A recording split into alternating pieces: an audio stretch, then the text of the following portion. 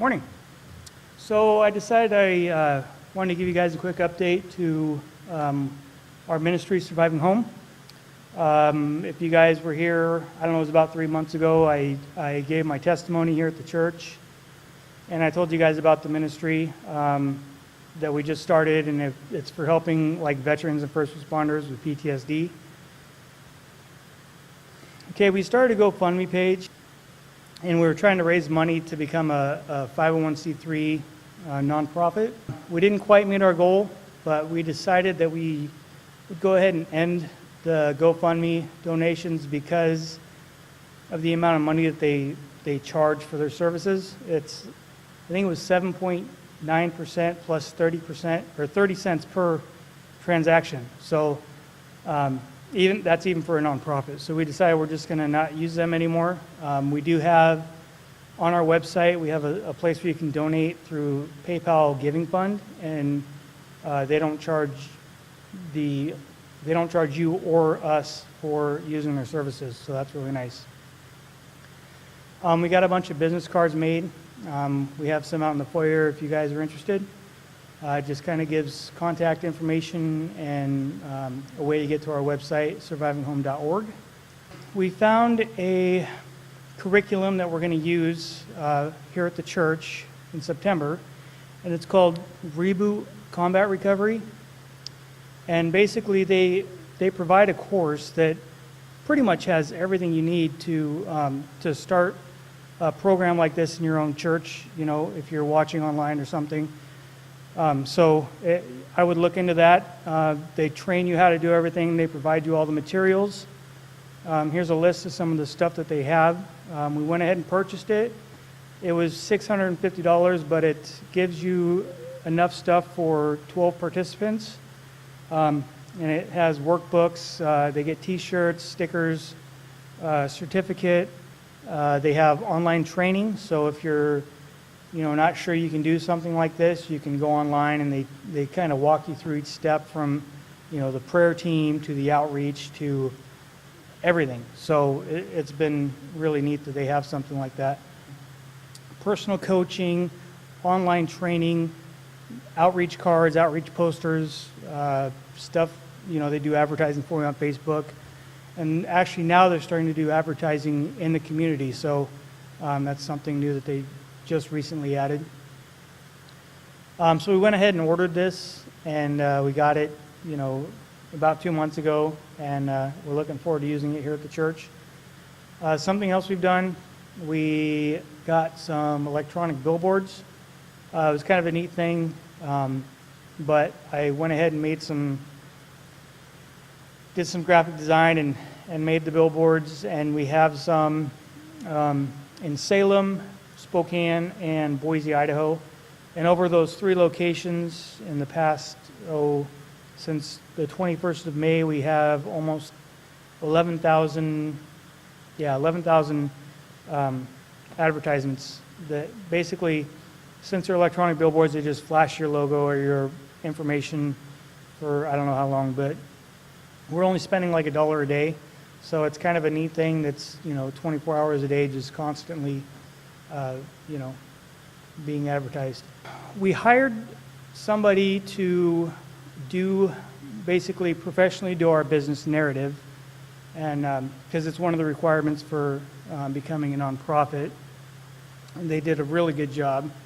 Then my wife told me about Gladstone camp meeting. It was probably about a month ago that she told me. They didn't have any booths at the time, or they didn't have any space for us to set up.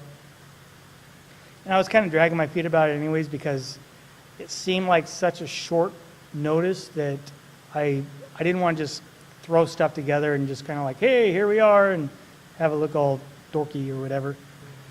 But after I started thinking about it, I was like, maybe we can do this. So we kind of scrambled last minute, got a bunch of stuff that we needed. We got some brochures printed up. Here's one of them right here. And it was the first time I've ever done a trifold brochure or anything even similar to that. But it was a good witnessing thing that we got to hand out. And I just wanted to read something in here that really stands out. It says, the military trains them to go to war, but nobody trains them to come home. And that right there, that statement is so true. If you think about it, when you join the military, you go away from your family, you go overseas possibly, and what happens is, after all these missed holidays, missed birthdays, missed anniversaries, you miss your children being born, all these things tend to happen while you're in the military.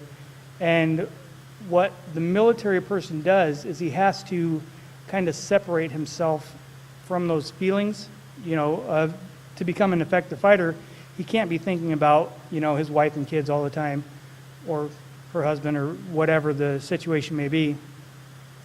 So they push those feelings aside, and when they come home, either after they get out of the service or they come home on leave or whatever, their significant other kind of notices that they're not quite the same person they were when they left. And that's, one of the other things that with the PTSD is people say, well, he's not the same person he was when he left. And it's not only just because of what they saw in combat, it's because of what they had to put their minds through to become an effective person on the battlefield. Let's see.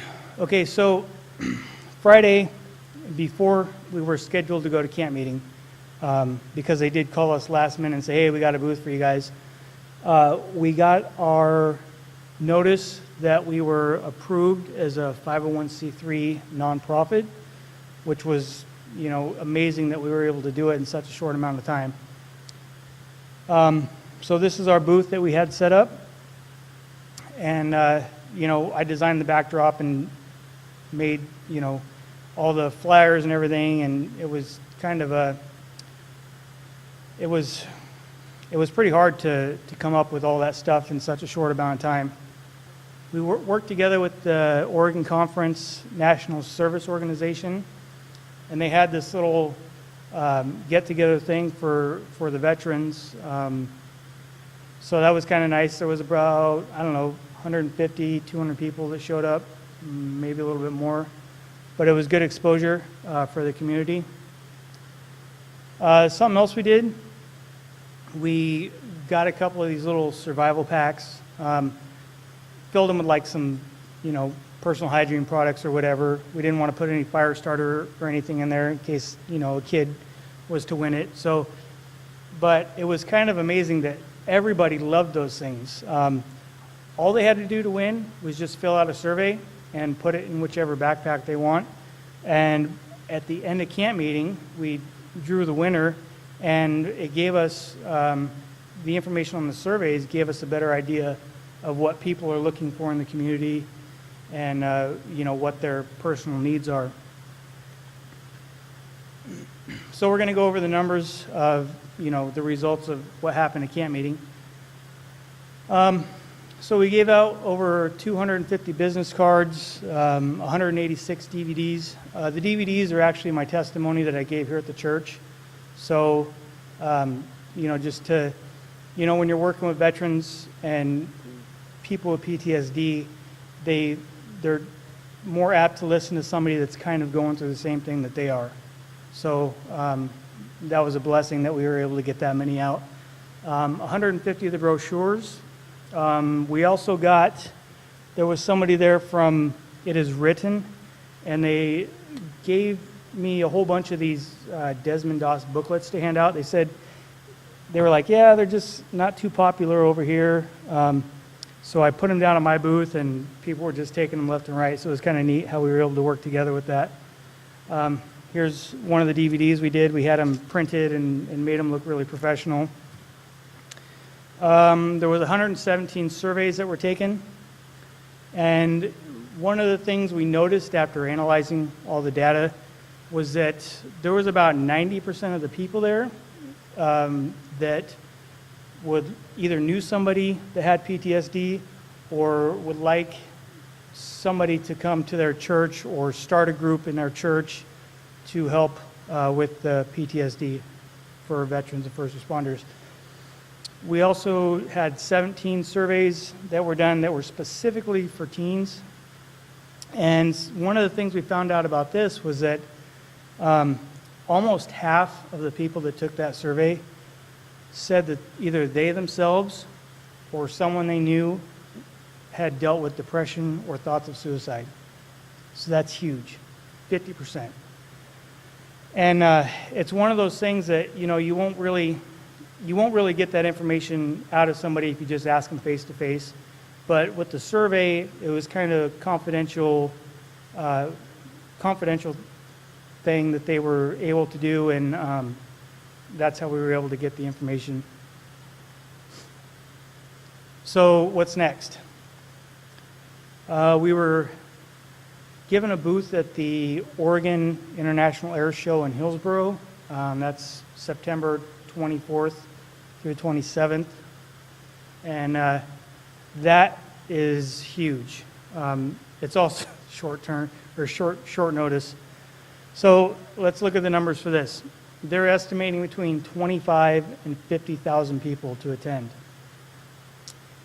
Our goal, we want to get out at least 3,000 business cards, another 2,500 brochures, and another 2,000 DVDs. So one thing I wanted to say about this is that, you know, at camp meeting, it's more of a religious setting, so people are expecting, you know, religious material or literature. But at the Oregon Air Show, it's more of a secular setting. And when they see our booth, they're not thinking right off the bat, this is going to be some religious stuff.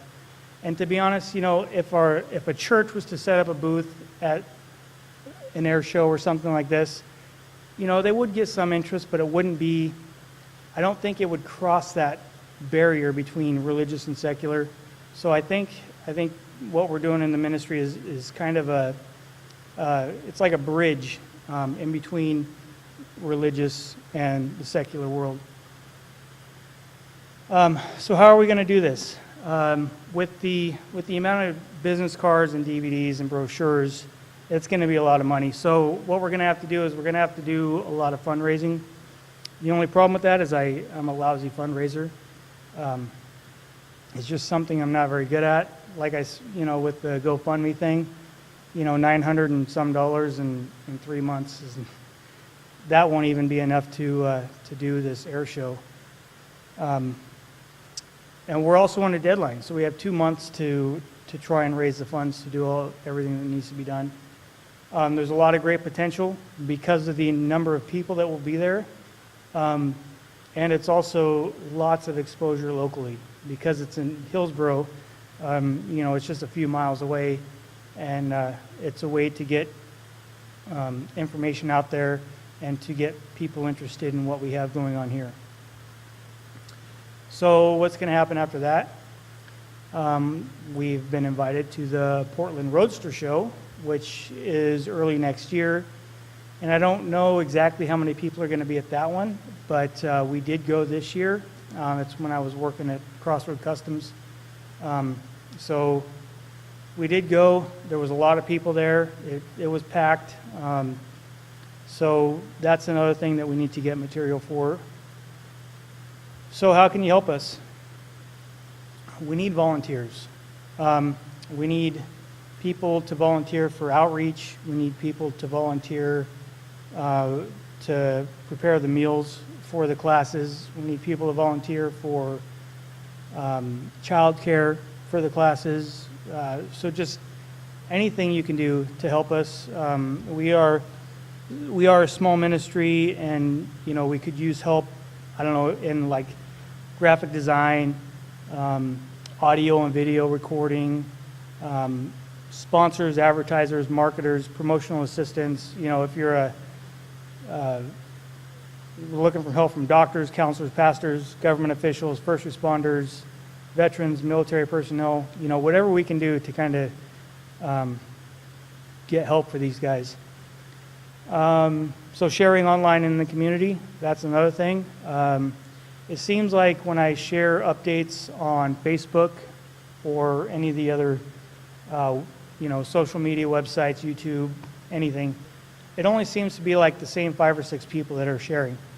And I don't even know if you guys are able to see what I'm posting, because, Facebook has all these little settings and you can change who sees what.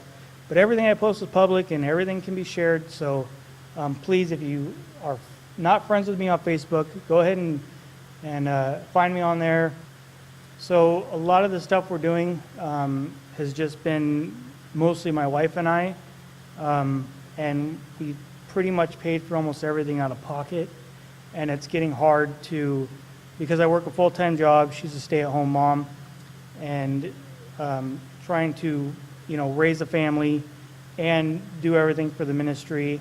We just need help. So if you are able to donate time or resources for any of the needs for the ministry, that would be great. And if nothing else, we need prayers. It's a lot of hard work. I mean, for instance, when we were at camp meeting, we were in that booth, 13 hours a day in the heat. And by the end of the camp meeting, I was like a walking zombie. It was rough. I mean, I think I got more sleep while I was in boot camp. So that gives you any idea. Anyways, so thank you for giving me time to share, and I look forward to updating you guys in the future. Thanks.